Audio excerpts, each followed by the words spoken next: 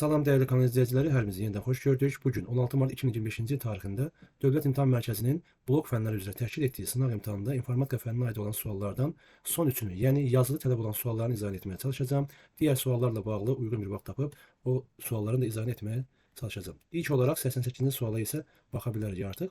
Sualın şərti nə deyil? Daxil edilmiş en sayda sıfırdan fərqli tam ədədlərdən müxtəlif işarəli, müsbət və mənfi olanların sayı eyni olarsa 1, əks halda 0 çap edən alqoritm blok sxemini qurun. En sayıda ədəd daxil olunacaq. Məsələn, eni daxil edəcəyik 6. Bu ədədlərdən 3, 8, 7, mənfi 6, mənfi 4 və 2 daxil edəriksə, burada gördüyümüz kimi 2 mənfi işarəli, 4 müsbət işarəli ifadə var və buna görə də 0 çap olunmalıdır. Əks halda 6 ilə də daxil etdiyimizi nəzərə alsaq, 3, 8, 7, mənfi 6, mənfi 4, mənfi 2 daxil olunarsa, 3 sayda mənfi, 3 sayda müsbət olar. Və burada en sayda sıfırdan fərqli daxil etdiyimiz ifadələr içərisində 3, 8, 7, 0, mənfi 4 daxil edəcək. Burada baxacağıq yenə də 0 da var. Mənfi artıq 1 dənədir, müsbət isə 4 dənədir. Və bunların hər birini nəzərə almağımız lazımdır. Deməli, bunu eləmən yaxşısı budur. Loqaritm proqramında göstərin və bu şəkildə yazmağa başlayaq. Deməli, ilk olaraq en sayda ədəd daxil edəcəyik və bunu mən burada qeyd edirəm. En sayda ədədi daxil etdik bura. Və bu nə deməkdir? Bizim sayımızı bildirəcək.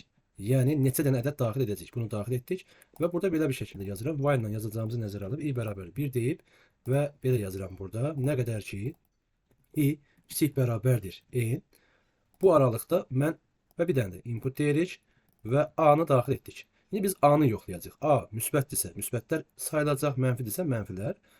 0 isə saymayacağıq. O zaman belə bir şəkildə yaza bilərik. İlk başda bizim başlanğıc qiymət olaraq qiyməti bura təyin edək. Deməli, müsbətləri say bərabərdir 0 qoyuruq başlanğıc qiyməti və mənfiləri də, minusları da bu şəkildə 0 qoyuruq.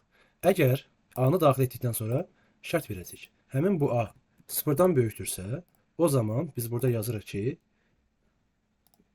ki, plus say bərabər olsun plus say plus 1-ə. Yəni bir vahid artsın. Əks halda minus say artsın yazmırıq. Çünki 0-a bərabər olan halı da nəzərə almasın deyə daha bir şərt verə bilirik. Burada yazıram ki, yenə bir dənə şərt verirəm. Əks halda a kiçikdirsə 0-dan, yəni a mənfidirsə, true hissəsində, hər hissəsində yazacağıq ki, mənfi say bərabərdir, mənfi say üstə gələk 1. Bu şəkildə yazdıq. Yəni 0-dan böyük deyilsə, 0-dan da kiçik deyilsə, 0-a bərabərdir. O zaman başqa bir hal yazmamışıq burada və i-ni də artırmalıyıq ki, burada n-ə qədər geçsin və hər dəfə biz ədəd daxil etmiş olaq. Və burada da yazırıq ki, i bərabərdir, i plus 1. Bu şəkildə yazdıq. İndi bu ifadədə nəyə tapdıq biz? Baxaq, deməli, şərt daxilində a-nı daxil elədik. Artıq biz n-i 5 daxil eləmişiksə, 5 dənə qiymət girəcəyik bu deməkdir və hər dəfə yoxlayacağıq. Müsbətdirsə müsbət artacaq, mənfidirsə mənfi artacaq. Və ən sonunda da bunları müqayisə aparmalıyıq. Biz yoxlamalıyıq ki, bu ədədlər, yəni bu saylar daha doğrusu bir-birinə bərabərdirmi? Yazıram ki, müsbət saylar bərabərdirsə mənfi saya, o zaman ekranda 1 görünsün idi, səhv eləmirəmsə. Əks halda isə ekranda 0 görünməlidir. Burada yazırıq. 0 yazırıq. Bunlar bir-birinə bərabərdirsə bu şəkildə yazdıq və bu proqrama xas olan burada dəyişənləri, tiplərini qeyd etməliyik. Bunu da burada yazırıq. Bunu kağıt üzərində etmirsiniz. Bununla bağlı məlumat vermişəm öncəki videolarda. Burada da bir daha xatırlatdım. Mənfi say, n daxil etdik, a daxil etdik və i daxil etdik. Həmin ifadələri burada yazdıq və çalışdıra bilərik. Nümunə göstərək, 6 daxil edirəm. Bu demək ki, mən mənfi 9, 3, 4, 8, mənfi 7, mənfi 5 daxil edirəm.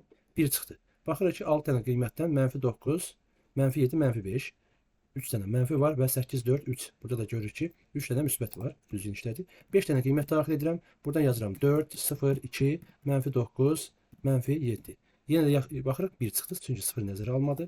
Və əks halda halı ilə bir daha yoxlayaq. 4 daxil edirəm. 3, 5, 8 və mənfi 4. Bu zaman isə 0 çıxdı. Buradan görə bilirik.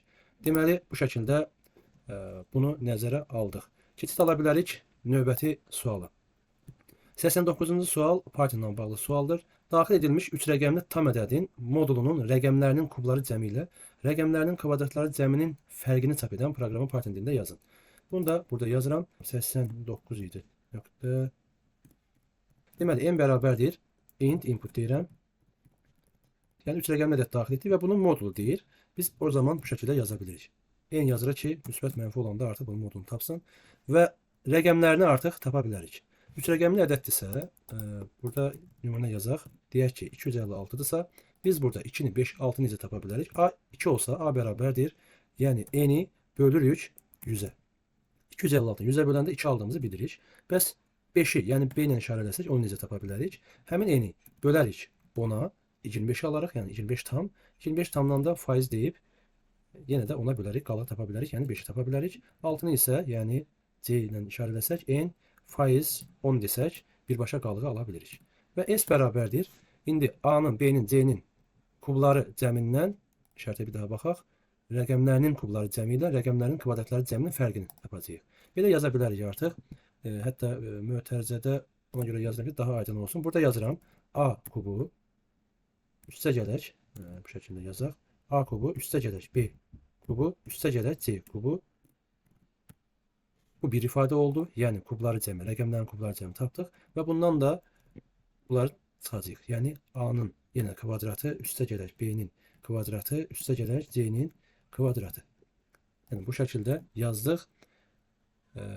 Kubları cəmindən kvadratları cəminin çıxdıq. Fərqini soruşurdu və bu şəkildə yazdı və print S deyə bilərik. Bu şəkildə yazdım və nümunə yazaq. 2, 1, 2. Belə bir ifadə aldıq. 8 elədi. Baxsaq buradan.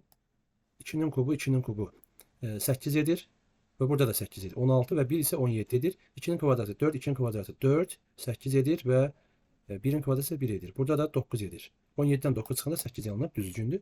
Əgər istəsəz ki, burada ədədin 3 rəqəmli olduğunu yoxlayaq, o zaman bu aralığı verə bilərik ki, əgər ədəd 3 rəqəmlidirsə, buradan yaza bilərik ki, if n, bunu fərqli şəkillərdə verə bilərik və də birbaşa belə yazın.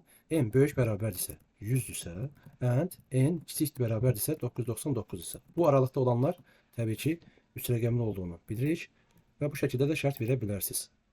Və belə olanda bunu hesablasın. Və print S-i burada yaza bilərik. Əks halda isə nə yazacağıq?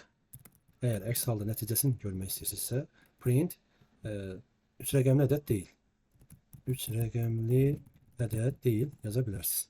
Bu da 89-cu sualın cavabı idi. Gəlirik 90-cı suala. 90-cı sualda məsələ nədən ibarətdir? İlk 6 ay ərzində deyirsə, ilin ilk 6 ayı. Bilirik ki, ilk ay yanvardan başlayır. Yanvar, fevral, mart, aprel, may və iyun. Yəni bu ayları nəzərə alacağıq və bizdən deyir ki, əgər təbii ki, birinci və sonuncu istisnadır burada. Buradan başlayacağıq yəni.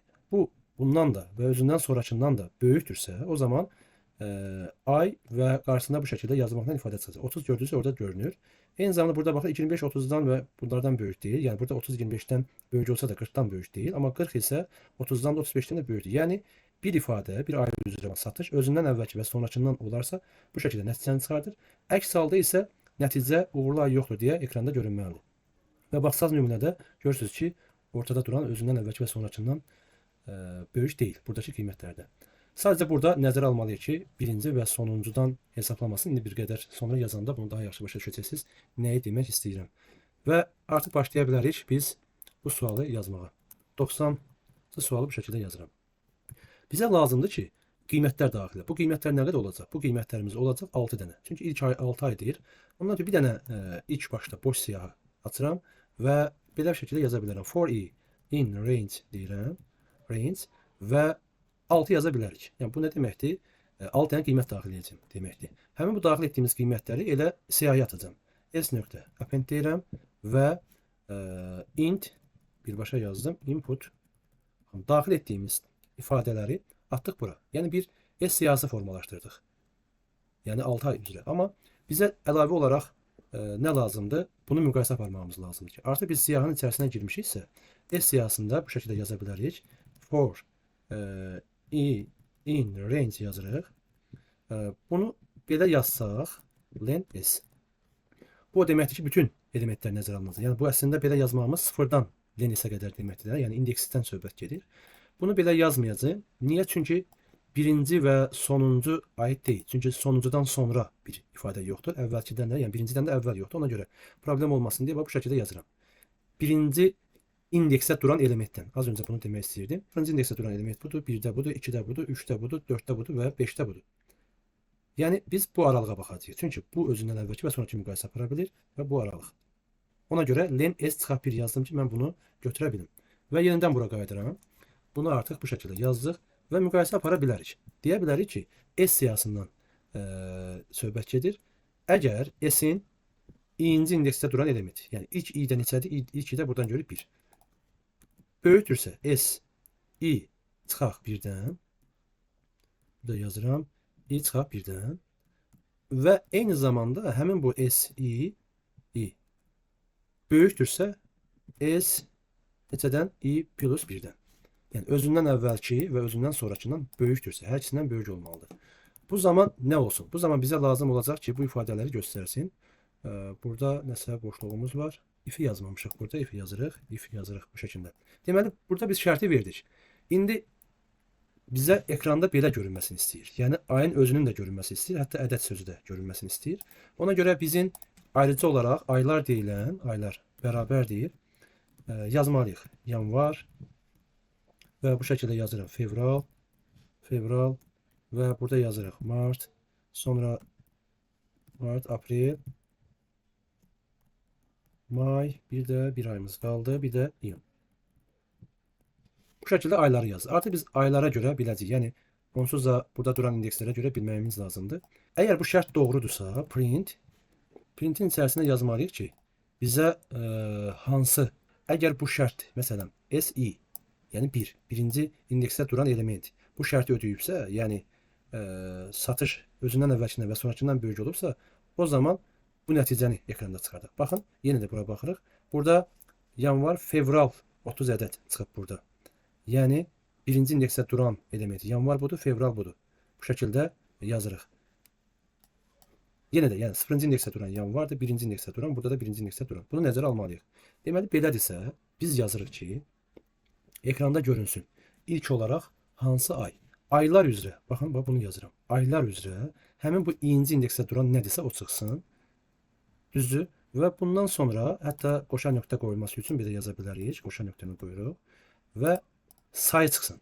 Say da nədir? Həmin bu S-in içindəki elementi göstərir. SI. Bunu yazdıq və SI-dən sonra da nə çıxması lazımdır? Burada yazırıq ki, ədəd çıxsın. Ədəd. Bu şəkildə yazdıq. Əks halda burada yaza biləriksə, belə deyilsə, o zaman uğurlu ay deyil. Amma bu şəkildə olanda, çünki bir şərt ödənilib, digər şərtlər ödənməyəndə artıq bir neçə dəfə bunu çıxarda bilər. O zaman belə bir şey yazıram. Burada da əlavə bir şey yazıram. Uğurlu. İlk başda yazıram ki, uğurlu bərabərdir 0. Bu dəyişən adıdır. Yəni uğurlu ay, hətta ay da yaza bilərik bura, daha belə yazaq. Uğurlu ay bərabərdir 0. Və bu şərt ödənilibsə, burada yaza bilərik ki, uğurlu. Uğurlu ay bərabərdir 1, dəyişib. Bunu true false-la da yaza bilərsiniz. İndi bu şəkildə yazayım. Yəni 0-dır. Bu şərt ödənilibsə, dəyişib 1 olub. Yəni bura işləməsə, onsuz da bu 0-da qalacaq. 0-da qalacaqsa, demək ki, uğurlu satış ayı olmayıb və belə yaza bilərik artıq. Burada yazıram ki, if, təzədən bir şərt verirəm. Əgər uğurlu ay bərabərdirsə 0-a, yazdıq bu şəkildə və burada da yazdıq ki, print, ekranda nə görünsün, buradan baxırıq, uğurlu ay yoxdur. Uğurlu ay yoxdur, yazdıq. Və yoxlaya bilərik. 7, 8, 4, 5, 12 bu şəkildə yazdıq. Baxırıq, yazdıq. Mart 8 ədəd. Baxırıq bura. Yanvar ayı, fevral ayı, mart ayı. Gördüyümüz kimi mart özündən əvvəlkindən böyükdür, özündən sonrakindən böyükdür. Digərlərində isə elə bir hal olmadı. 5 4-dən böyük olsa da 12-dən kiçikdir. Belə bir ifadə daxil edirəm. Yazaq 4, 6, 8, 9, 12 və 16. Uğurlu ay yoxdur. Yəni bu şəkildə yazdıq. Uğurlu ay yoxdur gördünüz və elə də bir qiymət daxil edək ki, ən azı 2 dənə nəticə bu şəkildə olsun. Yenə də 8 yazıram, 12 yazıram, 7 yazıram, 14 yazıram, 10 yazıram, 5 yazıram bu şəkildə. Gördüyünüz kimi fevral 12 ədəd, və aprel 14 ədəd nəticələri çıxmış oldu. Vəssalam, biz yazı tələb olunan sualların izahını verdik. Düşünürəm ki, sizin üçün də aydın oldu. Təbii ki, fərqli yanaşmalarla həll edə bilərsiniz. İlkin olaraq bu şəkildə izah etdim. Hər birinizə uğurlar. Növbəti videolarda görüşənədək.